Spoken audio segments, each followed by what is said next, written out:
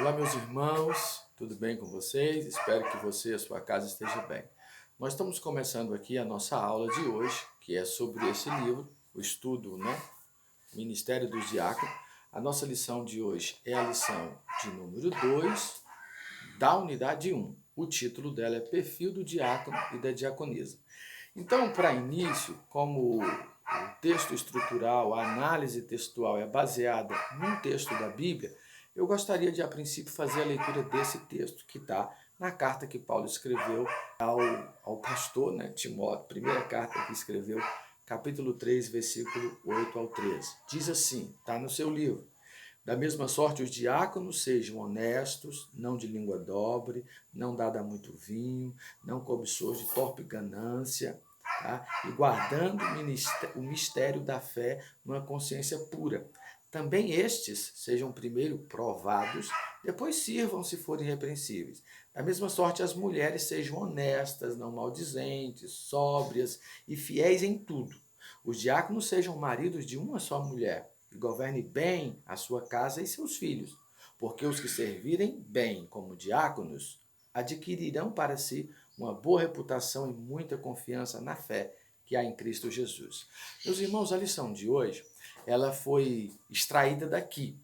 E o escritor desse livro que nós estamos estudando, ele tirou desse texto algumas características para ressaltar que algumas dizem respeito à moral, outras dizem respeito ao caráter e assim por diante.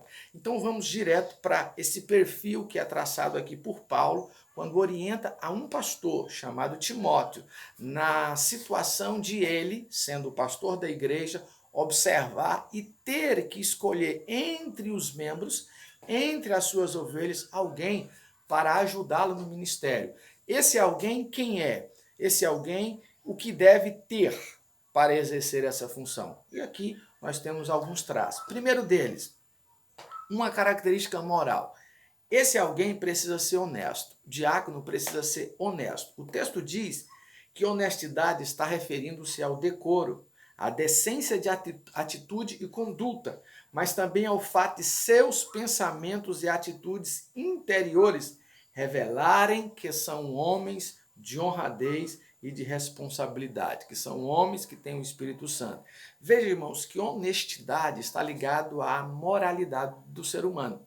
Porque você não pode olhar para alguém e falar assim, fulano é honesto, só olhando para ele. Não. Essa questão da honestidade a gente percebe com o viver perto da pessoa, né? A maneira dele, o que ele tem, o que ele expressa. Porque uma coisa que Jesus disse que é muito verdade é aquilo que o coração possui, aquilo que o coração está cheio, transmite-se pela boca. Certo? Então, uma questão é moralidade. De moralidade é essa da honestidade. Outra questão que ele aborda aqui é língua dobre. O diácono não pode ter a língua dobre. O que é língua dobre? É aquela pessoa que fala algo para alguém, mas de repente pode falar para outro alguém o mesmo assunto de forma diferente. Ou seja, ele não tem uma firmeza na palavra. Ele usa a linguagem fingida. Poderia dizer assim, língua dobre está ligado a fingimento, a falsidade. Então tem pessoas que hoje em dia a gente fala muito assim, fulano é falso. Por que a gente fala falso? Porque você vê que as palavras dele não tem uma linha. Isso é falsidade.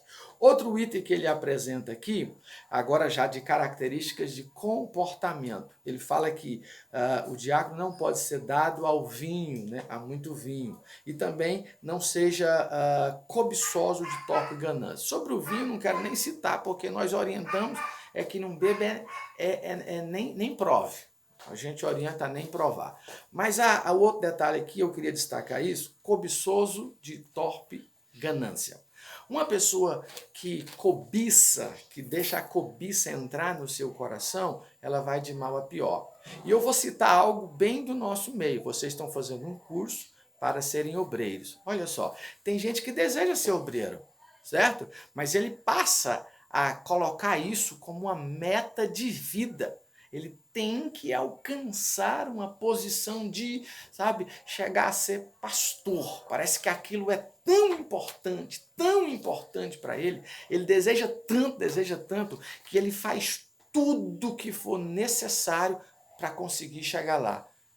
E a gente tem que entender que mesmo desejando algo tão nobre, que é a posição de ser obreiro, né, isso não deve ser algo que nós desejamos no coração ao ponto de tomar o lugar de Deus. Dentro de nós há um trono, certo? Quem deve estar nesse trono? Deus. Deus tem que ser sempre o foco de todas as nossas ações, de todos os nossos comportamentos.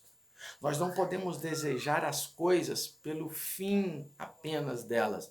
Nós não podemos fazer as coisas por alcançar um mérito aqui, uma posição aqui. Nós devemos fazer as coisas porque Deus já fez por nós. Então, ser obreiro, ser um diácono, que é esse caso do curso que nós estamos estudando, ser até um pastor, um evangelista, ser um missionário, uma missionária, isso é consequência de um trabalho para Jesus, certo? É consequência. É bom desejar essas coisas? Sim. Mas e se elas não vierem? Amém. Eu continuo servindo a Cristo. Se elas vierem, amém. Mas se não vierem, esse não pode ser o meu fim, meu objetivo, como se tudo da minha vida fosse isso. Como eu sei que alguns se perderam nessa estrada da vida. Por quê? Porque colocaram o desejo de alcançar essa posição acima de qualquer coisa, certo? Tem gente que serve tão bem, mas falta adivinhar o que um pastor, o que o seu pastor deseja, porque normalmente quem vai dar a posição, quem vai dar o título é o pastor. Então tem gente que falta, sabe, adivinhar o que o pastor deseja e faz tudo o que ele quer, mas pisa no irmão, sabe? O próximo que está do lado não vê o que ele deseja, o que ele quer, o que ele precisa. Por quê? Porque ajudar alguém aqui, um membro da minha igreja, junto, né, no mesmo nível que eu, na mesma posição que eu, não vai me qualificar, porque esse alguém aqui não vai me dar o título, não vai me dar a posição. Mas se eu servir bem o meu pastor, ele vai ver. Se eu imaginar que o pastor pensa que um obreiro deve entregar folheto, então eu vou entregar folheto. Porque eu entregando folheto, ele vai saber e aí ele pode me separar para ser obreiro. Se o pastor acha que, né, eu preciso visitar os irmãos, então eu vou visitar os irmãos e ele ficar sabendo que eu estou visitando, estou orando por pessoas e tudo, para ele falar assim, nossa, vamos consagrar fulano. Está errado. Tá? Você tem que visitar alguém, não é porque o seu pastor acha que você, né, ou ele pensa que um homem que faz isso, uma mulher que faz isso, deva receber o cargo. Não. Você tem que fazer isso porque Jesus salvou a sua vida. Tá? Se o seu pastor souber que você fez uma visita, que você deu uma mão para alguém, ele vai ficar feliz, contente, amém. Mas e se ele não souber? Não tem problema, você não está fazendo para ele, você está fazendo para Jesus. Então tem gente que deseja tanto, mas tanto, essa posição de obreiro, que faz as coisas para alcançar a posição. E está errado. Não é para alcançar a posição.